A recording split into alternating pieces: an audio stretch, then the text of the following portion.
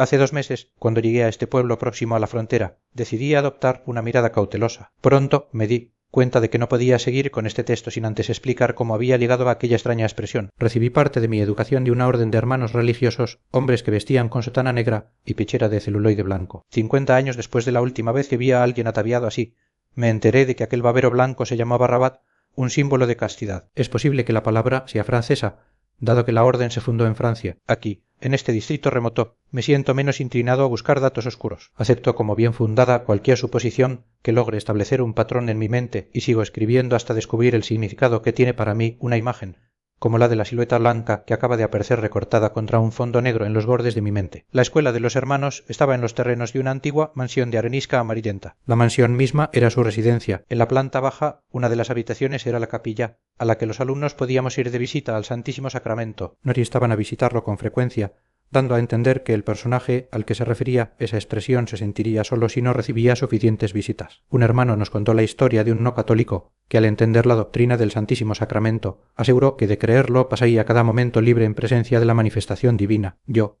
a lo largo de mis años escolares, pasé por periodos de fervor religioso durante los cuales hacía varias visitas diarias a la capilla. A veces veía a compañeros arrodillados como yo y me preguntaba qué ocurriría en sus mentes, qué veían mientras rezaban. Me habría gustado interrogarles sobre su devoción, pero hacerlo habría sido casi tan perturbador como hacerles una proposición indecente. En la tranquila calle donde vivo ahora hay una pequeña iglesia protestante. Cada vez que paso por delante, mis pensamientos se ven arrastrados en direcciones sorprendentes. Soy indiferente a la arquitectura, pero la ventana del porche, un vitral que representa un patrón de hojas y pétalos, es lo que más me llama la atención. Como el porche siempre está cerrado, quien lo observe desde fuera, desde el lado bien iluminado, solo puede tratar de imaginar el color del cristal y los detalles que en él se representan. Hace unos 30 años leí una reseña sobre hombres que durante la Commonwealth Alta en Inglaterra se dedicaban a romper vitrales. En sus diarios escribían que con sus actos cumplían la obra del Señor. Me pregunté qué habría sido de los cristales rotos si los niños habrían jugado con los fragmentos de colores, intentando recomponer las místicas escenas. Para mí, de niño, aquellas ventanas rotas habrían sido el justo merecido de los traidores protestantes, los ojos ciegos de un pueblo incapaz de reconocer la verdad. Al ver por primera vez el vitral de la iglesia de mi barrio, sentí un ligero resentimiento. Hoy me he preparado para mi primer viaje al otro lado de la frontera a ver una carrera de caballos, pero he visto coches aparcados frente a la iglesia. Se celebraba un servicio. He oído cánticos débiles, casi tímidos, mayormente de voces femeninas. Me trasladé a este distrito para vivir solo, según una serie de reglas. Una de ellas es adoptar una mirada cautelosa, para prestar atención a lo que aparece en los límites de mi campo de visión, a cualquier detalle que parezca vibrar o hacerme señas. Otra regla me obliga a tomar nota de cualquier secuencia de imágenes que me venga a la mente. Por eso he aplazado mi viaje y he vuelto a mi escritorio. Recuerdo una pequeña iglesia de madera de mi infancia, donde los hombres se sentaban a la izquierda y las mujeres a la derecha. Esta imagen se mezcla con otra surgida de la lectura sobre los Quakers, una secta que aspiaba al celibato. En mi fantasía, hombres y mujeres, maridos y esposas, cantaban en voz baja un cántico sobre expulsar lo carnal. También recuerdo un relato de un antiguo colega,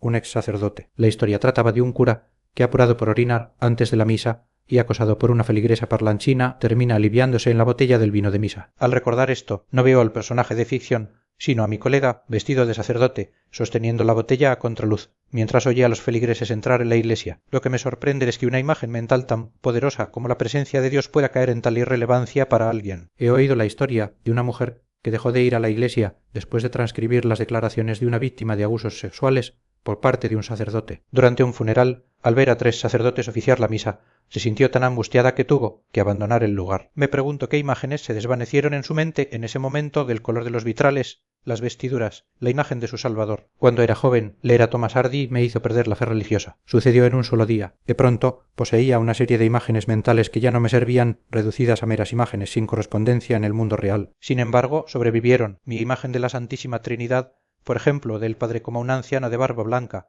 el Hijo con su barba marrón y ojos pensativos, y el Espíritu Santo, mi favorito, en forma de paloma. Me acuerdo de un profesor laico que estaba enamorado de la Virgen María. Yo no, pero sentía que debería haberlo estado. Años después, vi la reproducción de un cuadro Mater Purísima y me enamoré de la imagen de aquella joven de pelo oscuro que sostenía 2 palomas. Esa imagen se convirtió en la protagonista de las novelas de Hardy que leía. He vendido la mayoría de mis libros antes de mudarme aquí. Lo hice para mantenerme fiel a mí mismo, a la creencia de que recordaría sin lugar a dudas todo lo que merecía ser recordado. No quiero revisar esas imágenes por miedo a reemplazar una imagen mental que no es una mera copia, sino la prueba de que mi mente es la fuente de mis deseos y de las imágenes que los templan. He viajado a la capital a visitar a un amigo de la infancia. Su casa, remodelada, conserva los cristales de colores que recordaba de niño, pero no logro conciliar mis dos recuerdos, la casa de ahora y la de hace 50 años. Cuando estoy allí, no recuerdo la antigua. Cuando me alejo, puedo recordarla, pero como si fuera otra casa distinta. Los cristales de colores de la casa antigua me evocaban los tiempos de antaño, la melancolía de la tía de mi amigo, una soltera que leía la Biblia y quizás soñaba con un pretendiente perdido en la Gran Guerra. Los cristales de la casa reformada, en cambio,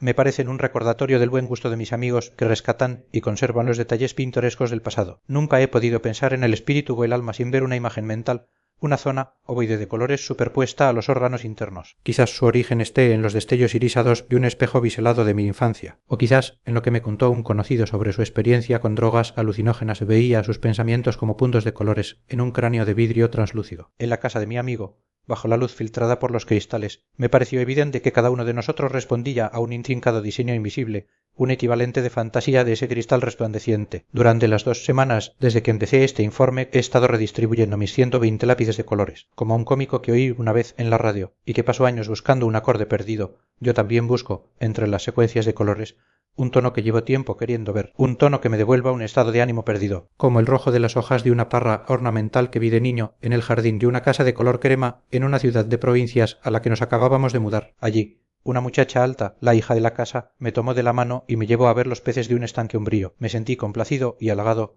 pero al mismo tiempo deseé que me hubiera preguntado antes, que hubiera comprendido que yo esperaba más de lo que se me podía revelar, incluso en aquel lugar tan agradable di con ella como vía. Más tarde, su madre me regaló una bolsa con más de 20 canicas de vidrio, la base de mi colección, que aún conservo. La semana pasada volví a la capital. Durante el viaje traté de adoptar mi mirada cautelosa, evitando leer los carteles y contemplar los paisajes lejanos. Mi mente, sin embargo, se llenó de imágenes desencadenadas por un solo nombre en un poste indicador. Recordé los colores de las caballerizas de antiguas familias de criadores de caballos superpuestos en un mapa topográfico imaginario de mí, de Estado y de Inglaterra. Recuerdo el albaricoque de Lord H., el oro viejo del duque de N., el color paja del duque de Almiro, a quien confía en un solo color para representarse. Me recuerda a D. H. Lawrence, quien dijo que si los hombres se liberaran de las fábricas, se dedicarían a construir sus casas, sus muebles y finalmente a diseñar y pintar su propio emblema. Hace 2 meses que llegué a este pueblo. He decidido adoptar una mirada cautelosa. Mientras conducía hoy, la he practicado. En vez de leer los carteles, me he concentrado en recuerdos y en sueños. He ido a visitar a mi amigo y su esposa. La casa es la misma, pero el interior está reformado. Los cristales de colores en las ventanas y puertas son los mismos,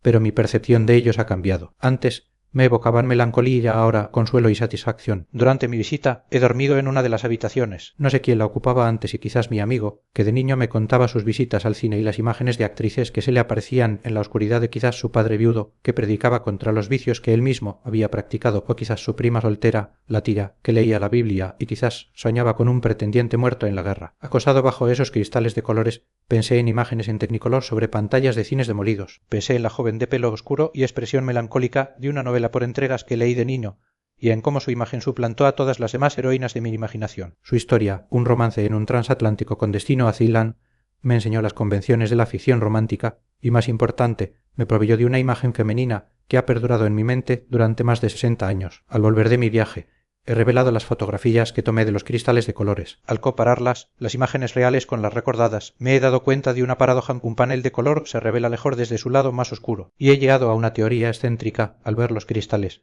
No solo percibí formas y colores, sino que les otorgué cualidades no inherentes, un significado que era, quizás, una refracción de mi propia esencia, de mi propia luz. No he viajado nunca en avión, pero mi mente está llena de paisajes imagen, a menudo surgidos de la música o la lectura. Al leer una novela ambientada en Transilvania, descubrí que mi mente no construía el paisaje descrito, sino que proyectaba uno propio, recurrente, formado por una carretera, prados verdes y la ladera boscosa de una montaña. Su origen, lo supe después, estaba en una excursión de principios de primavera con mi primera novia, a un parque junto a un embalse en las montañas. Durante el viaje en autobús, mientras yo le hablaba sin cesar de los libros que había leído, ella miraba por la ventanilla el paisaje que se convertiría en mi Transilvania imagen. Esa fue la última vez que salimos juntos. Hace unas semanas, escuchando la radio, oí una entrevista a una escritora que vive al otro lado de la frontera. Hablaba de su sueño de comprar una casa de piedra de color ambarino en el campo para convertirla en un retiro para escritores. Mientras la escuchaba, la casa se materializó en mi mente, con su veranda esquinera y sus cristales de colores. Y no solo la casa,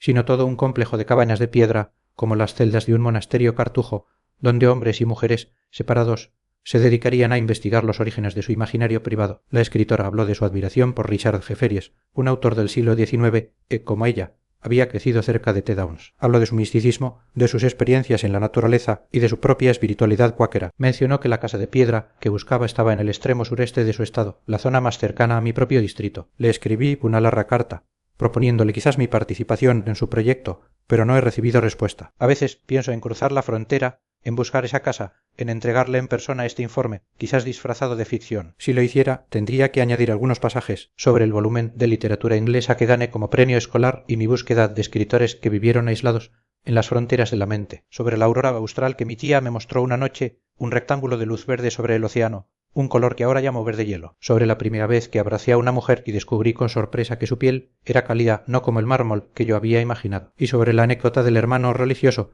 mi profesor de lengua, que nos aconsejó no dejarnos influir por nuestras creencias religiosas en los exámenes. Él mismo, de estudiante, había sido suspendido por acusar a John Milton en un ensayo sobre el paraíso perdido de estar del lado de Satán. Años después, yo, como estudiante, evité leer a Milton, no por motivos religiosos, sino porque me agotaba la idea de tener que volver a lidiar con esos seres y acontecimientos míticos de mi infancia. En una estampa que encontré en el libro de oraciones de un joven hermano religioso, leí una resolución que ha resonado en mi mente desde entonces: adoptar una mirada cautelosa mientras esté en la ciudad. Durante años supuse que se refería a las tentaciones de la capital. Hoy, sin embargo, lo veo como un joven estudiante en el centro de formación de su orden, en una antigua mansión de pastores, escribiendo esa resolución para no enamorarse de ningún rostro femenino que pudiera distraerlo de la imagen divina que guardaba entre las páginas de su libro. Y sobre esa imagen, y sobre los cristales de colores que quizás la iluminaban, y sobre la vida, la fe y la pérdida de la fe, es sobre lo que trata, en última instancia, este informe. Gracias por escuchar.